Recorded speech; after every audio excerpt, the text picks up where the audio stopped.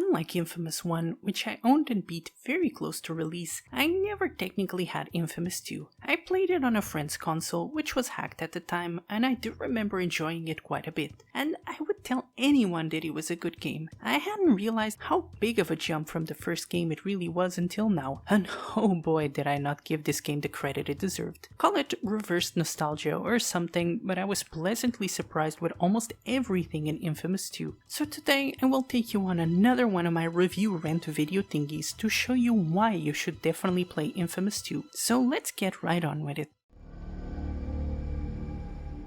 Infamous 2 cements the good ending of the first game as canon and starts us not long after the end of it as Cole and Zeke are escaping Empire City, which is being attacked by the Beast. You know, the shadow looming in the dark of the previous game. Long story short, Cole is not strong enough to defeat him and Empire City is no more. We go to a new location, New Marais, to meet the scientist responsible for creating the Ray Sphere. The Ray Sphere being what gave us powers in the first place. He would definitely be qualified to give us enough power to stop the Beast. Well, MacGuffin Man dies and we need to retrieve enough thingies which make us more powerful to activate a, let's call it, wave bomb that will supposedly stop the Beast. We'll get back to the story later, but for now I think that's enough to understand what's going on remotely. Once I started playing, I immediately noticed a huge difference in the visuals and gameplay. The game is still not too vibrant, but damn, they actually were bold enough to give it a bit more color. But it's not just that, everything seems higher quality. The city is way prettier and also feels more lively, even if it still feels a bit dead compared to games like GTA. But maybe that's not really a fair comparison as they are going for a different vibe.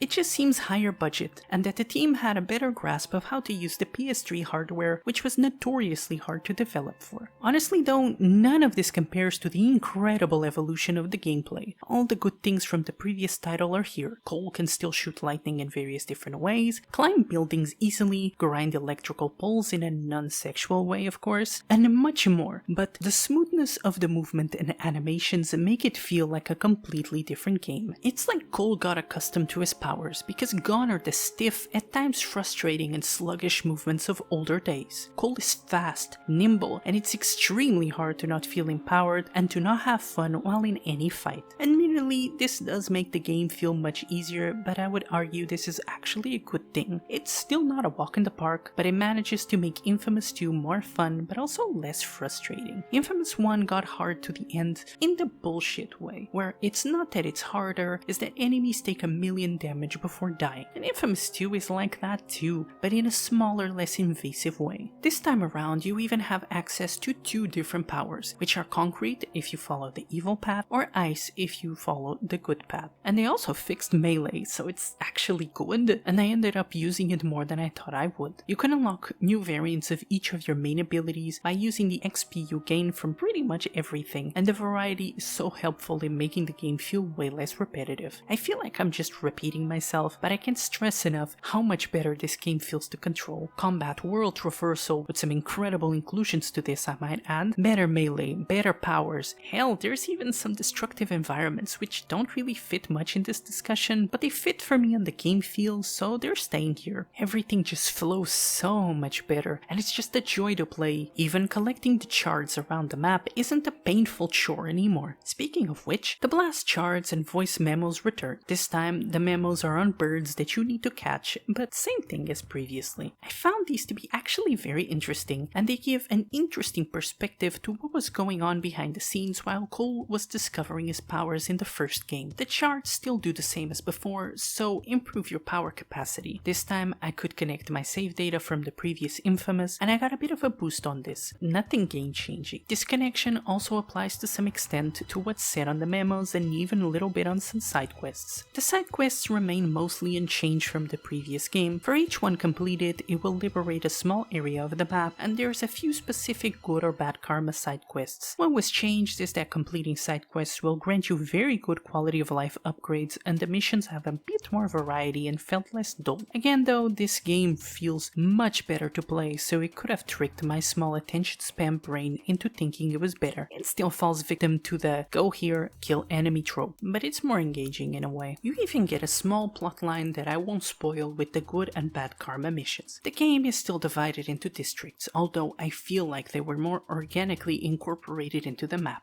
They are more like neighborhoods and not new places or cities per se, even if they are still distinct. But enough about things that are similar to the previous game, let's focus on some things this game does different. Primarily, let's talk remotely about the story and ending, with a few things in the middle. So be warned, if you want a clean slate playing this game, maybe come back after you beat it. But to be honest, if you are here, you either played it before or you don't care about spoilers for a decade-old game, so let's be real. So first off, the main missions in general. They haven't really changed too much, but their quality is very consistent. While on Infamous 1 there were a few more frustrating missions, Infamous 2 doesn't have that. They recasted the voice of Cole, and I think the new Cole does a phenomenal job at any time more character interaction and emotion is needed. The relationship between Cole and Zeke is well explored, and you can tell they have a friendship that Zeke so desperately wants to repair after what happened in the previous game, and that Cole is reluctant to trust him again. It was one of my favorite parts of the narrative, seeing the change in their relationship not only from game to game but also inside of this one. As you progress through the game, there will be a timer of how many days the beast will take to reach New Marais. This timer only progresses with the missions and doesn't actually affect gameplay in any way, but it does give context to how dire things are, with the map even showing the destruction path the beast is on. Well, once he reaches the town, you find out that he is in fact John from the first game, and that when he vanished with the Ray Sphere explosion, it actually gave him incredible powers. Long story short, there's a pandemic in the continent, and he can save people with the conduit gene by triggering it, and as such activate powers on them. The catch is that no one else survives. With the uncertainty of killing the beast is the best or worst option, you set off to pick between two endings, which you need to be aligned with good or evil karma to achieve. With the added bonus that killing the beast with the machine Cole has been trying to be powerful enough to use will wipe out every conduit, including Cole. First things first, the twist on this one is not as wild as in the first game, but it works well in bridging both games and bringing a bit of irony into all, as without Cole's help, either as Kessler or as Cole himself, John would never turn into the beast. The conclusions are also much stronger, and in some ways more satisfying than in Infamous 1. Especially the end fights, I enjoyed them better. Plus, the evil ending has a horribly beautiful end to Cole and Zeke's friendship. I won't speak too much about the details, but long story short, I liked this ending much better than Infamous 1.